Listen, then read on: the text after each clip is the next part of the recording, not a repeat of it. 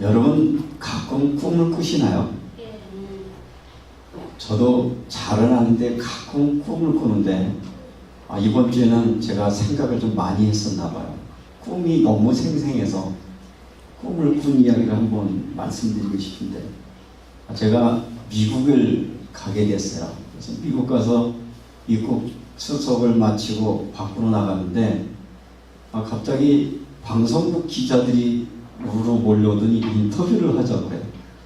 아니 나 같은 사람한테 무슨 인터뷰를 하려고 그러냐 그랬더니 당신 지금 한국에서 오지 않았냐고, 한국에서 왔으니까 한국 사람들의 생각이 어떤지를 좀 묻고 싶어서 당신한테 물어보겠다고 해서 나는 그렇게 유명한 사람도 아니고 난 아무런 사람들에게 영향력 끼칠 수 있는 사람이 아니기 때문에 다른 사람을 찾아봤으면 좋겠다 그랬더니 내가 당신의 정보를 다 봤다.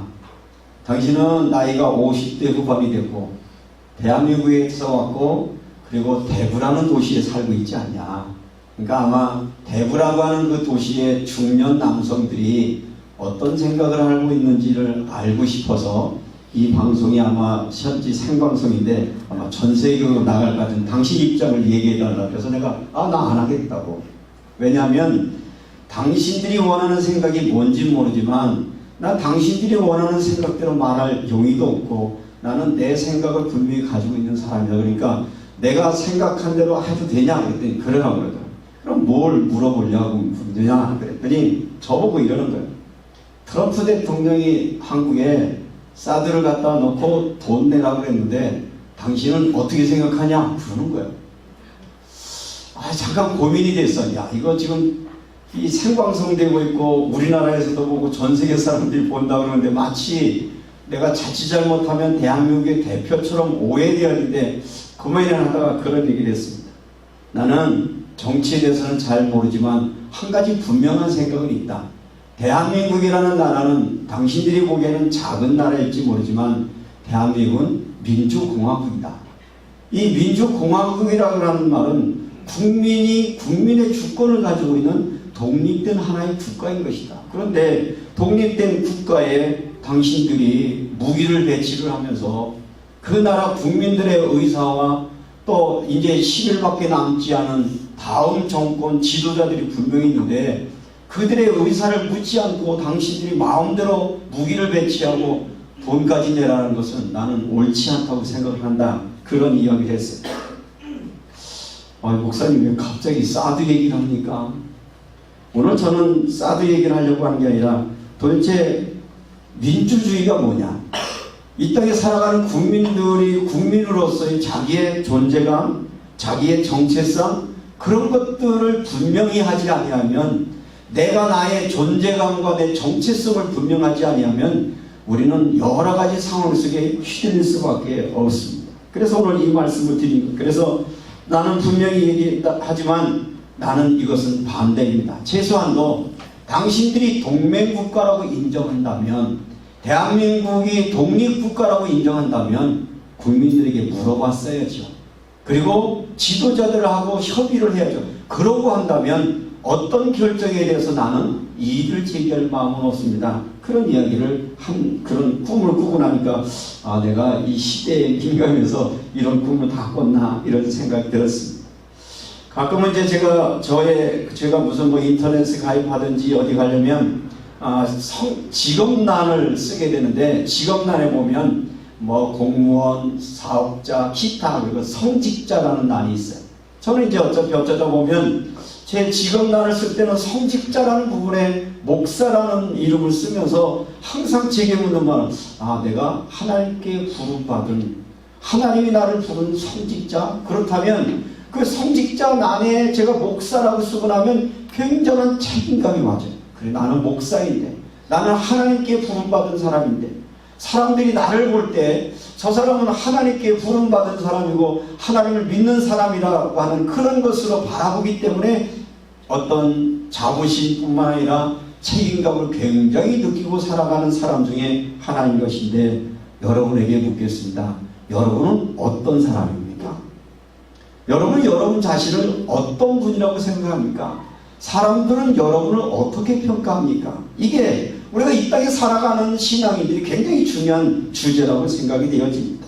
이걸 존재감이라고 하기도 하고, 이 자기 스스로가 내가 누구인가가 분명한 정체성이 정립되어지면 주변에 일어나고 있는 환경이나 영향 같은 거는 쉽게 우리가 이길 수 있지만, 이런 자기 정체성이 정립되지 않으면 우리는 크고 작은 일들 가운데 무너지고 넘어지고 갈등할 수밖에 없다는 것을 말씀을 드립니다. 그래서 오늘 특별히 이제 골로새서 3장에 보면 이 골로새 교인들에게 바울이 편지를 하면서 너희가 예수 믿고 구원받은 너희 사람들아 라고 얘기를 하면서 예수 믿고 구원받은 너희들이 어떤 존재인가 하는 것들을 편지를 써서 알리고 있는데, 오늘 특별히 읽으신 성경 12절에 보니까 그러므로 너희는 하나님이 택하사 거룩하고 사랑받는 자처럼, 우리가 소명이라는 말은 하나님께 부름받다는 거잖아요. 그런데 이 하나님께 부름받는다는 이 소명이라는 말을 성직, 특별히 목회자나 성직자만 부름받았다고 우리가 그동안 오해를 했는데, 사실은 이 자리에 참석한 여러분 우리 모두는 하나님께로 부름받은 자라는 사실입니다. 여러분들은 소명받은 사람이라는 거죠. 이런 것들 여러분 분명히 가지고 계실 때 우리의 삶을 어떻게 살아야 할지를 정리하게 되어집니다. 그래서 소명이라고 하는 것은 부르심인데, 우리 모두는 구원으로 부르심을 받았습니다. 하나님의 자녀가 되는 권세를 부여받았습니다. 그래서 하나님의 자녀로 부름받은 우리가 이 믿음의 공동체를 위해서 어떤 자는 설교하는 자로, 어떤 자는 섬기는 자로, 그래서 목사와 장로와 권사와 집사와 성도로 부름받고 우리 모두는 부름에 합당한 자로 살기를 원하시는 것이 바로 성경이 우리에게 말하는 부름받은 소명받은 사람들의 모습이라는 것입니다. 여기에 덧붙여서 예전에 종교개혁 이전에는, 마틴 루터가 종교개혁 이전에는 직업에 대해서 두 부류가 있었습니다. 소명은 어디에 썼느냐 하면 영적인 사역을 하는 사람, 다시 말하면 성직자, 목사나 신부나 뭐 어떤 스님이나 이런 종교일에 종사하는 자만 소명이라고 여겼는데, 마틴 루터의 종교개혁 이후에 마틴 루터는 만인 제사장을 얘기합니다. 이 만인 제사장이라는 누구든지 하나님께 부른 자, 받은 자이다. 다시 말하면 목사로 세워진 것도 하나님께 부름받은 거지만, 우리가 하나님의 자녀된 구원받은 뿐만 아니라 우리에게 처하고 있는 여러분의 직업, 내가 하는 일, 이 모든 것도 하나님이 주시는 소명이다 라는 것이 바로 기독교의 복음 속에 숨겨져 있다는 것을 기억을 하면서, 여러분에게 각자 직업이 있습니다. 그 직업이 뭐냐? 그 직업이 어떤 것이든 상관이 없습니다. 어떤 것은 거룩하고 어떤 것은 속되지 않습니다. 만인 제사장이라는 것은 모두가 하나님께로 부름받은 소중한 존재라는 사실들을 말하고 있습니다. 성경은 소명에 대한 이야기를 많이 이야기하고 있죠. 부름받은 사람들의 이야기가 구약 성경에 줄비하게 나와 있습니다. 예를 들면 하나님이 부르셨어요. 누굴 부르셨나요? 아브라함을 부르시고 모세를 부르시고 선지자를 부르셨습니다. 그 선지자들을 통해서 이 땅의 구원자인 예수를 부르시고, 예수로 말미암아 하나님의 자녀된 나와 여러분을 부르셔서 이 땅에 하나님의 복음을 위한 소중한 사람으로 부름받았다. 그러니까 소명이라는 단어를 목사만 가지고 있는 것이 아니라 여러분의 마음속에서 나는 하나님께 부름받은 자다 라고 하는 그런 확신과 감격이 여러분의 마음에 있기를 주님의 이름으로 축원합니다. 요한복음 1장 12절은 이렇게 말씀하고 있죠. 영접하는 자, 곧 그 이름을 믿는 자에게는 뭘 주신다고요? 하나님의 자녀가 되는 권세를 주었다고.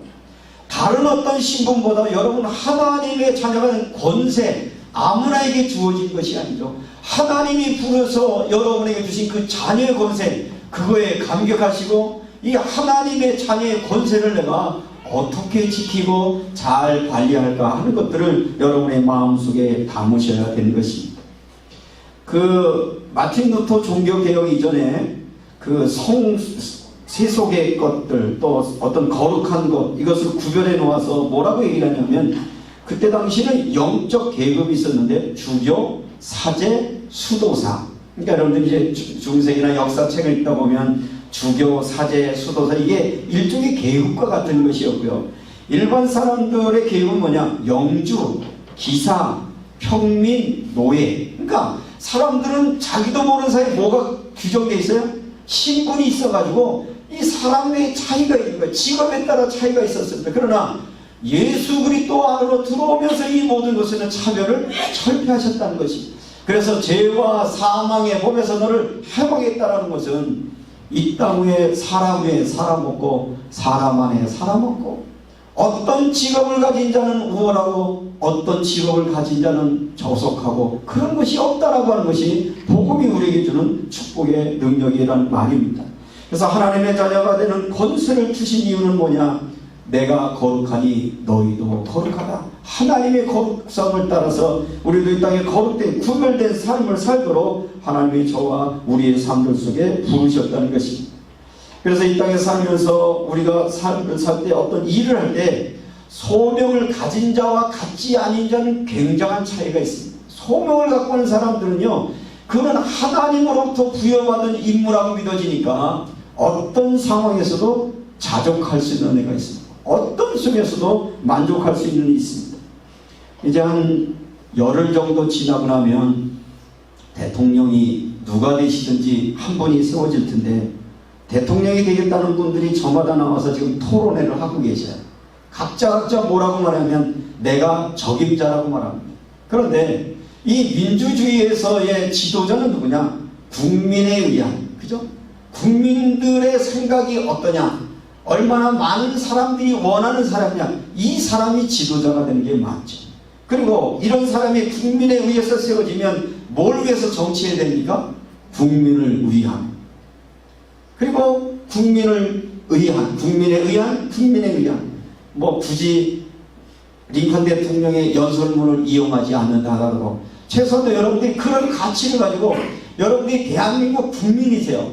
투표권이 있는 분 손 들어보세요. 여러분의 투표권 잘 써십시오.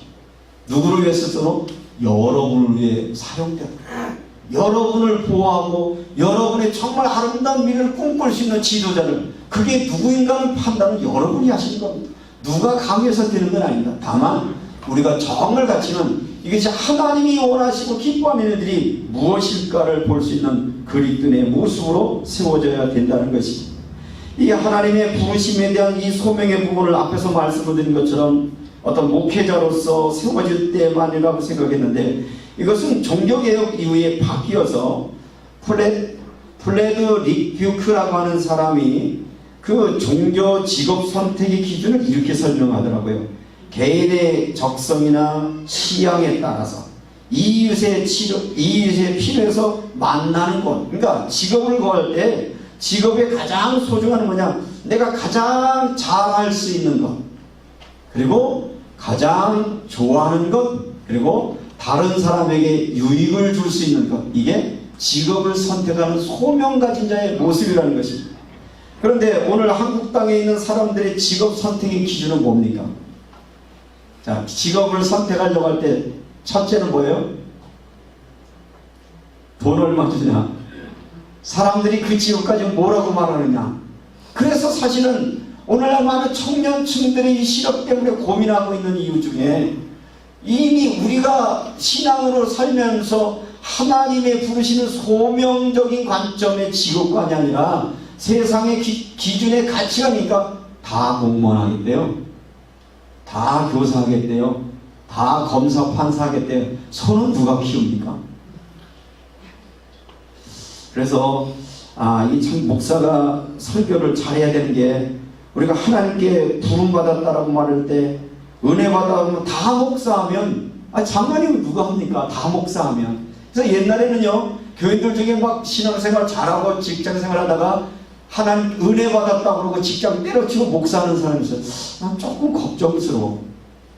정말 하나님의 부르심이 목사만 하나님의 부르심일까? 아니요, 여러분에게 하는 여러분의 직업, 여러분의 일터, 여러분의 삶의 자리에 사는 크고 작은 모든 일들이 하나님의 부르심에 그런 은혜를 가지고 산다면 어떤 직업을 가지고 있든 어떤 모습을 살아가든지 우리는 그리스도인의 온전한 삶을 살아낼 수 있는 것을 말할 수 있는 것입니다. 우리가 달란트 비유에서 그 주인이 종들에게 달란트 비해서 나눠줄 때 어떻게 나눠주나요? 5개 주고 2개 주고 하나 줘요. 그런데 이 달란트는 누가 주는 거예요? 주인이 주는 거예요. 그러면 맡겨진 사람이 하는 거는 뭘 하면 되죠? 양이 문제가 아니라 맡겨진 거에 최선을 다하는 것을 주인이 찾는 거란 말이죠. 근데 우리는 뭐에 대해서 자꾸 생각하면 왜 저 사람은 5개 주고 나는 하나밖에 없느냐, 이 비교의식이 오늘 한국 사람을 가장 괴롭히는 괴로움의 고통의 순간이에요. 어떻습니까? 옆집하고 자꾸 비교가 됩니까? 다른 사람하고 여러분이 비교가 됩니까? 그것은 하나님의 부르심에 대한 거역입니다. 하나님은 각자 필요에 따라서 여러분의 형편과 사정에 따라 하나님의 필요에 따라 우리를 부르시고 여러분에게 각자의 일터와 각자의 삶을 주시는데 그것에서 최선을 다한다라고 하면 하나님은 그런 자에게 착하고 충성된 종아 내가 더 많은 것을 맡기리라고 주님은 그렇게 약속하고 계시다는 것입니다. 그래서 우리의 신앙생활뿐만 아니라 우리의 직업관이라고 하는 것은 계급이 아니라 어떤 신분의 모습이 아니라 이것이 소중한 것이고, 베드로전서 2장 5절에 보면 이 만민 제사장이라고 하는 이야기를 말할 때 우리가 여러분들이 우리 역사를 보면 북유럽이 우리보다 훨씬 선진국이죠. 복지제도 잘 돼 있고, 그리고 이 사람들은 직업이 굉장히 자유로워요. 자기가 하는 일을 굉장히 긍지를 가지고 해요. 예를 들면 빵 굽는 일을 하는데 이 빵 굽는 일은 내가 천직이라고 빵을 구워요. 나무를 하나 깎아도 이건 내게 하나님이 천직이라고 하고, 그러니까 수준이 다른 거예요. 근데 우리는 빵 구우면 이상한 사람 되고 뭔가를 제작하면 이상한 사람이 돼버리니까 우리 사회 안에 많은 갈등의 구조가 만들어져 있고요. 그래서 이들의 마음속에는 뭐가 담겨있냐면 하나님의 말씀이 저 깊은 뿌리 속에 나와 있는데, 특별히 북유럽이 루터교 교인들이 많거든요. 이 루터가 가르치는 말씀 중에 뭐냐면 너는 마음을 다하고 목숨을 다하고 힘을 다하여 주 너의 하나님을 사랑하고 내 이웃을 내 몸처럼 사랑하라. 그러니까 내가 하나님을 사랑하는 것은 무엇으로 표현할 수 있냐? 이웃에 대한 봉사, 이웃에 대한 섬김, 이웃에 대한 남김이 곧 하나님을 사랑하는 것으로 표현되니까 이들은 기꺼이 세금을 내는데 40% 이상의 세금을 냅니다. 여러분 월급 탔는데 40% 세금 뛴다 그러면 미쳤다 그럴 건데 이들은 기꺼이 냅니다. 왜? 하나님이 이 일을 주셔서 나에게 유익을 줄 뿐만 아니라 다른 사람에게 같이 유익을 주는 것, 이게 바로 선진국이 가지고 있는 것인데, 이것은 경제적인 논리의 선진국이 아니라 복음 가진 자들이 삶을 살아가는 삶의 현상일 뿐인데, 그런 걸 따지면 대한민국에 많은 교회가 있지만 정말 우리가 신앙의 기준으로 살고 있느냐를 보면 교회 역시도 세상의 가치와 혼돈돼서 마치 노아의 방주에 세상 물이 들어와서 함께 섞였던 것처럼 진정한 의미의 소명을 놓치고 살아가고 있는 이 모습을 바라보면서 다시 한번 우리가 부활 이후의 삶을 하나님의 부르심에 합당한 삶이 저와 여러분의 삶들 속에 있기를 주님의 이름으로 축원합니다. 우리를 하나님이 부르신 것은 세상의 빛으로 세상의 소금의 일들을 감당하려고 저와 여러분들을 부르셨다라고 하는 것입니다. 그래서 우리 청년들의 요즘 청년 실업들도 많은데 저는 이렇게 제안하고 싶어요. 내 직업을 구하려고 할 때 경제 논리나 아니면 비교 의식이나 아니면 어떤 계급 의식 속에서 여러분들이 직업을 찾으려고 하지 말고 내가 가장 잘할 수 있는 게 뭘까? 내가 제일 좋아하는 게 뭘까? 그리고 이것을 통해서 다른 사람에게 유익을 줄 수 있는 것인가를 합해지면 그것이 합해지면 이게 곧 뭐예요? 하나님이 주신 소명이 되는 겁니다. 그러면 사람에 따라서 각자 다르잖아요. 어떤 기능적인 일을 할 수 있는 사람도 있고 사람 섬기는 것도 있고. 그런데 우리는 이 강요받은 직업, 강요받은 어떤 직종을 찾다 보니까 청년들은 일자리가 없다고 말합니다. 막상 산업 현장에 가서 물어보면 사람이 없대요. 아니 대한민국이 도저히 이상한 나라예요. 사람을 구하는 데는 사람이 없다고, 일자리 구하는 데는 일이 없다고. 어떻게 맞아요? 우리가 정말 하나님이 필요하고 원하시는 것이 무엇인지를 잘 돌아볼 수 있는 일이 되겠고요. 또 청년들만 고민이 아니라 은퇴 후의 세대가 너무 고민이 많은 것 같아요. 그죠? 아이고 이거 은퇴하고 뭐하고 살지, 어떻게 살지. 그런데 이것 역시도 마찬가지입니다. 우리가 은퇴라고 하는 것은 내가 하던 일들을 이것에 대한 은퇴이지 일하는 것이 은퇴가 아니거든요. 그러면 여러분 은퇴 후에 여러분의 삶을 지금부터 계획하고 준비하신 것이 필요하겠는데 그 마음속에는 뭐냐? 하나님이 내게 어떤 일들을 맡겨주시든지 하나님을 기쁘시게 하는 것이다 라고 하는 마음속에 있으면 좋겠는데 저희 아파트에 경비원 아저씨 한 분이 계셔요. 아마 다른 일 하시다가 은퇴를 하시고 오신 분 같은데 이분은 사람들이 이분이 우리 동네 사는 사람이요 경비원지 이게 좀 혼돈이 되는 것 같아요. 마치 자기 집에서 일하는 것처럼 자기 가족들을 맞이하는 것처럼 밖에 나가 아이들이 오면요 얼른 쫓아나가 어이구 이놈 어이구 오늘 하루 수고했지 와서 이렇게 뭐 툭툭툭 서주고요. 뭐 저 힘든 노인들이 있어 어이구 우리 어머니 오셨네 손잡아서 올려주고. 그러니까 동네 사람들이 너무 좋아하는 거예요. 기왕에 일하는 거 그죠? 아이고 이 나이에 내가 이거에서 이거로 먹고 사나 그러면 괴로울 텐데 이분을 볼 때마다 너무 고맙고 미안하고 그래서 저희 집에 좀 뭐 먹을 거 좋은 거 생기면 꼭 갖다 드립니다. 왜? 이분은 일하시는 분이 우리 가족 같아. 그래서 같이 살아가는 그런 모습을 하는 것인데 기왕이면 우리가 그분이 신앙이 있던 없던 우리의 직업 우리가 무슨 일을 하든지 정말 섬기며 사랑하는 마음으로 할 수 있다면 여러분의 인생에 진정한 의미의 행복의 삶들이 지속될 것입니다. 그러므로 우리들은 오늘 이런 하나님의 주시는 은혜의 일들 가운데 믿음으로 살고 각자 연령에 따라서 직업을 구하는 분들 또 은퇴 이유를 계획하는 분들이 계신데 그래서 저도 생각을 해봤어요. 하나님이 내게 소명을 주셔서 내가 소명교회 담임 목사로 목회를 하다가 뭐 한 70이면 저도 은퇴를 할 건데 은퇴하고 금방 죽으면 다행인데 이게 또 살 날이 남는데 어떻게 살까 하다가 좀 마음의 소원은 할 수만 있으면 좀 선교지 오지에 있는 선교사들을 좀 찾아다니며 위로하고 격려하고 도와주는 일을 할 수 있으면 좋겠다. 지금부터 기도하면서 준비했으면 좋겠다. 왜냐하면 그들이 은혜 공급받는 것을 늘 잃어버려서 아주 힘겨워하면서 그 일들을 감당하는 거 보면서 하나님 할 수만 있으면 준비할 수 있게 하고 계획하고 그래서 우리 교인들 중에 여러분 은퇴를 준비하신 분들 같이 준비하십시다. 좀 재정도 준비하시고 메시지도 준비하고 건강도 준비해서 기왕에 우리가 나머지 인생 하나님의 복음에 쓰임받는 저와 여러분이 됐으면 좋겠다. 그런 마음을 드립니다.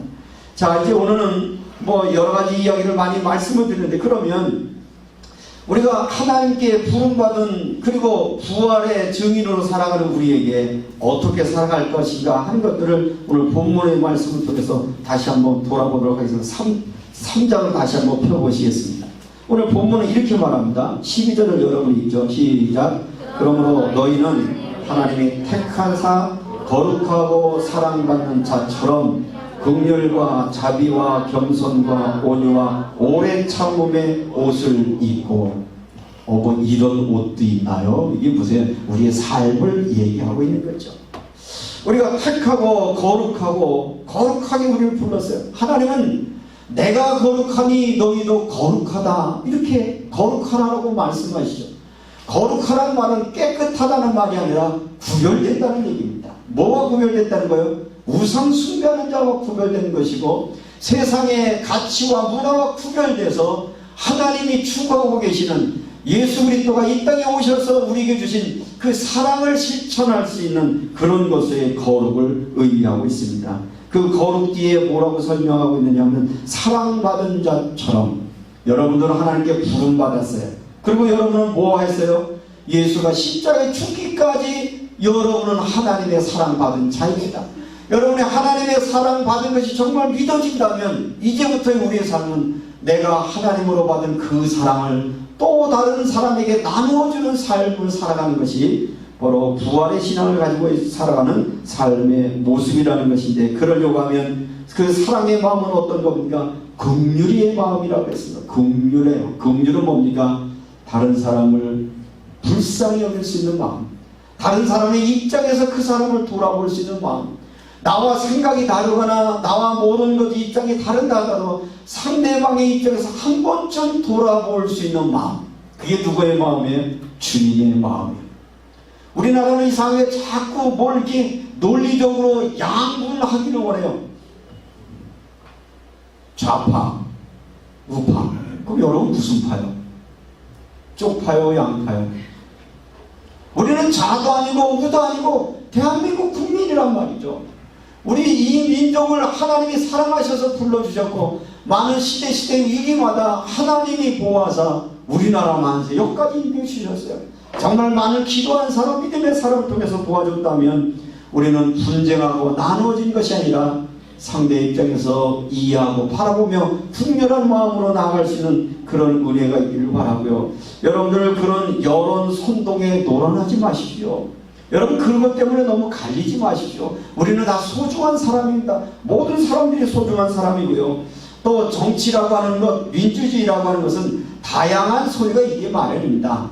나와 다른 이야기를 하는 사람이 있습니다. 마음에 들지 않지만 그 사람은 자기 주장일 뿐이에요. 그걸 너무 뭐라고 하지 맙시다. 그건 당신의 주장이고 나는 이런 것이, 여기에서 선택을 어떤 것을 할 것이 하는 것은 여러분의 책임이 있다는 말이고, 친절하려면 무슨 마음이 필요합니까? 아무에게나 친절하지 않죠. 우리가 마음이 열리고 사랑의 마음 때 다른 사람을 친절하게 되고요, 겸손하게 되어지고, 그리고 온화한 심과 자제심의 옷을 입고, 여기 옷을 입으라고 하는 것은 옷의 기능은 두 가지가 있습니다. 첫째는 내 몸을 보호하는 기능이 있어요. 그죠? 또 하나는 뭐죠? 타인에게 보여주기를 원하는 기능이 있는 거예요. 다시 말하면 여러분들이 이렇게 국률과 친절과 겸손과 온화한 옷을 입으라고 하는 것은 바로 이런 태도를 가지고 사람들을 대하십시오. 너무 좌와 우로 편가르기로 나누고 나와 생각이 다르다고 이것을 나누는 것이 아니라 정말 주님의 마음처럼 이런 마음으로 살아갈 수 있는 은혜가 저와 여러분의 마음속에 있기를 주님의 이름으로 부탁을 드립니다. 또 13절 말씀을 읽겠습니다. 누가 누구에게 불만이 있거든 서로 용납하고 비춰 용서하되 주께서 너희를 용서하신 것 같이 너희도 그리하고. 우리는 한번 마음 틀어지면 그놈의 마음을 잘 못 풀어요. 꽉 틀어가지고 그냥 절대 못 바꿔요. 그런데 여러분의 힘으로는 되지 않지만 예수님의 그 십자가의 사랑이 나같은 죄인을 살리셨던 하나님의 용서와 사랑이 정말 믿어진다면 내 힘으로는 할 수 없지만 주님의 십자가의 사랑받은 나이기 때문에 주님 나도 그 사랑으로 상대를 이해하고 사랑할 수 있는 마음을 주어서 기도하시면 여러분은 할 수 없지만 주님이 성령이 여러분을 다른 사람을 용서할 수 있는 은혜의 능력을 주실 줄로 믿습니다. 우리가 찬송가 가사 중에 그런 가사가 있습니다. 그 사랑 받은 사람만 그 기쁨 알도다. 하나님의 사랑, 예수의 사랑, 십자가의 사랑을 경험한 사람만 또 다른 사람을 사랑하고 용서할 수 있는 넉넉한 마음이 있는 것입니다. 우리 정치적으로 또 사회적으로도 보면 많은 계층 간의 갈등, 여러가지 모든 세력들 간의 갈등 속에 뭐냐면 이 용서의 마음이 없으니까 30년 전 얘기, 50년 전 얘기, 옛날 얘기 계속 꺼내는 거예요. 역사적인 얘기 계속 꺼내면서 그래서 너는 나쁜 놈, 나는 착한 놈. 하나님 앞에 의인이 없나니 하나도 없는 것이, 지금이라도 우리의 모든 마음들을 내어놓고 용서하고 화해할 수 있는 그런 기회가 되고요. 저는 기도할 때 이렇게 기도합니다. 하나님, 이번 대선이 끝나고 나면 우리나라 국민들이 마음이 하나 돼서 서로를 국민이 여기고 용서하고 사랑해서 또 다른 미래를 향하여 꿈을 꿀 수 있는 이 나라의 민족이 되게 하소서 기도하는데, 여러분도 그렇게 기도해 주시고, 여러분들이 누구를 선택하든지 선택한 사람이 되면 좋겠지만 안 되더라도 여러분의 마음을 담고 나와 국가를 위해서 기도할 수 있는 은혜가 여러분에게 있기를 부탁을 드립니다. 주님의 용서하신 것처럼 용서하라.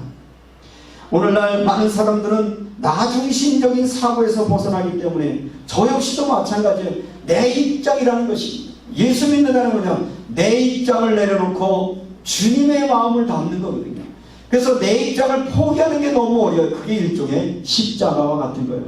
십자가는 누가 지시고?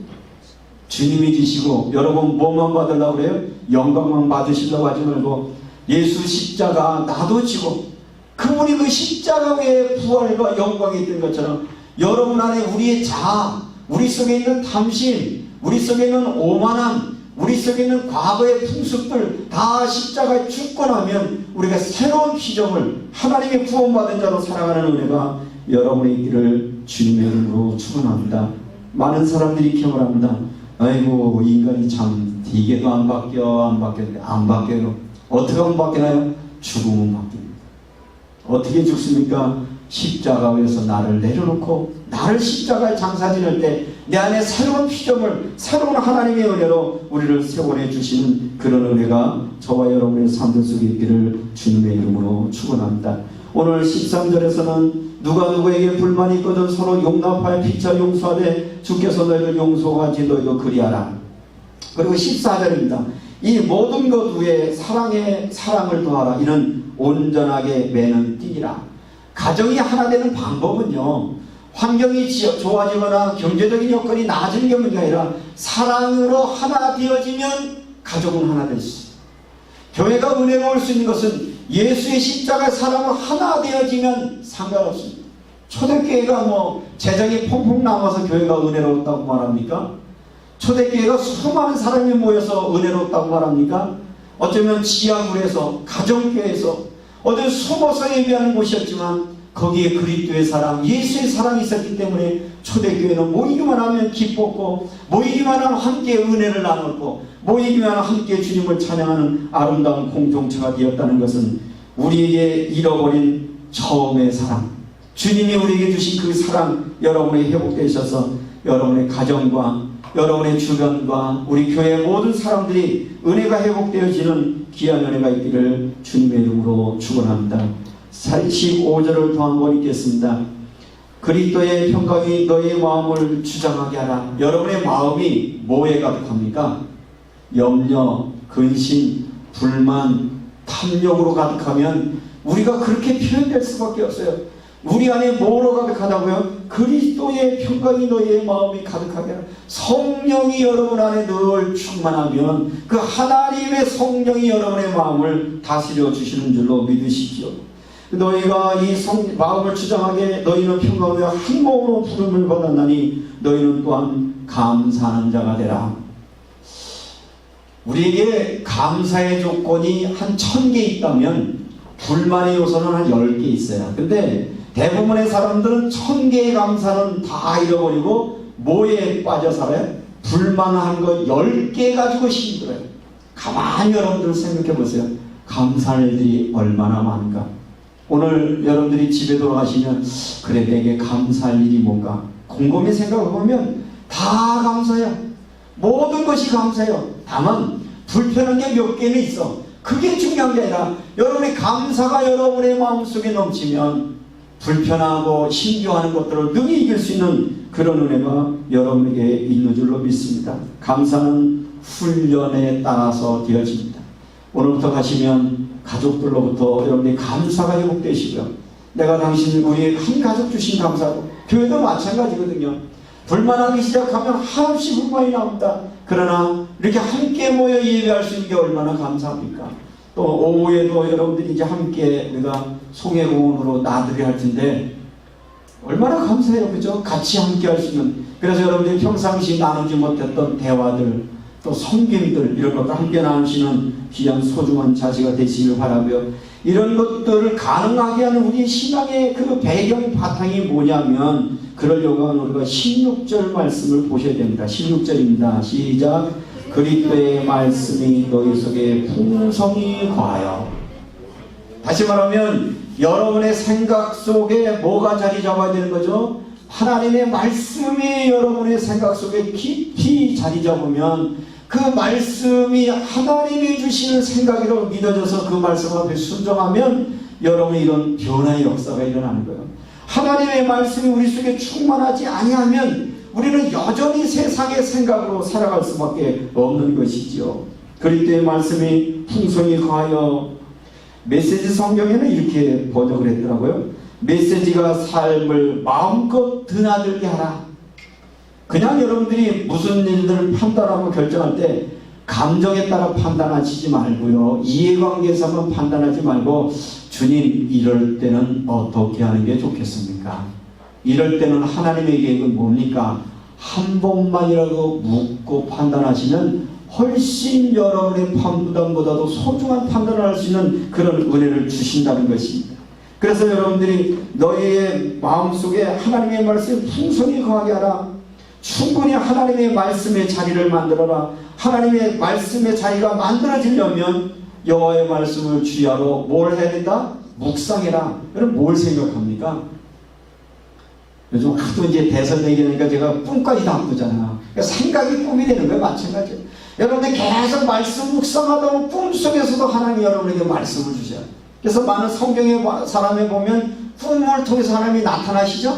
그 꿈은 우리가 일반적으로 뭐 개꿈이다 무슨 꿈이다 치부할 수 있지만 정말 하나님의 말씀을 묵상하다 보면 자기가 이해할 수 없는 하나님의 계획하심을 뭐를 통해서도 나타나게 하신다? 꿈을 통해서도 나타나게 하시는 겁니다. 그래서 여러분의 믿음의 꿈을 꾸시는 저와 여러분이 되시기를 주님의 이름으로 축원합니다. 생각이 전부입니다. 무슨 생각을 하냐? 그 무슨 생각을 하냐면 무엇을 듣느냐가 더 중요하죠.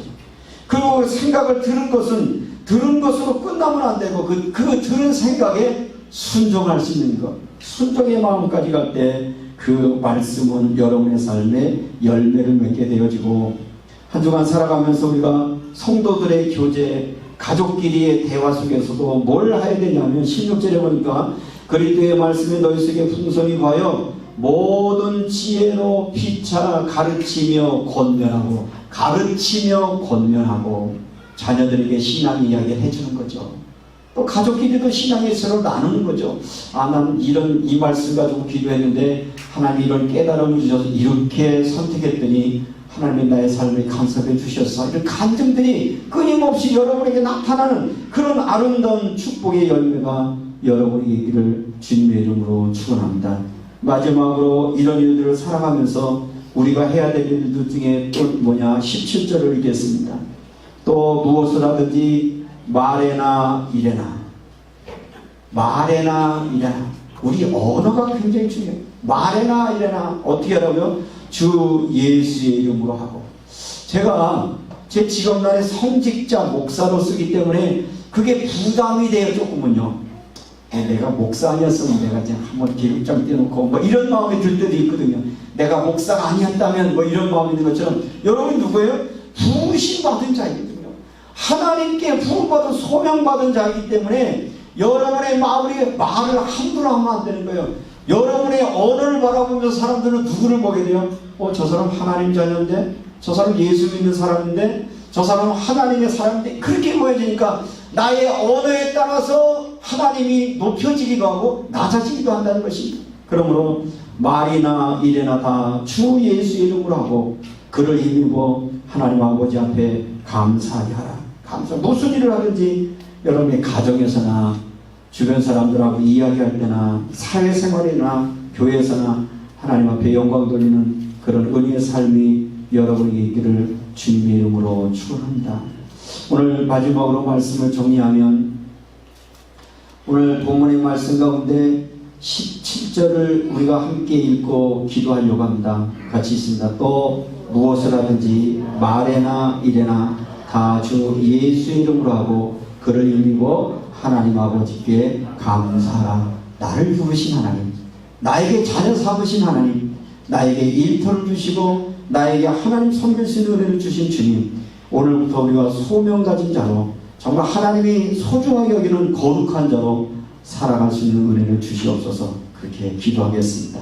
은혜로우신 아버지 하나님 감사합니다. 죄 많은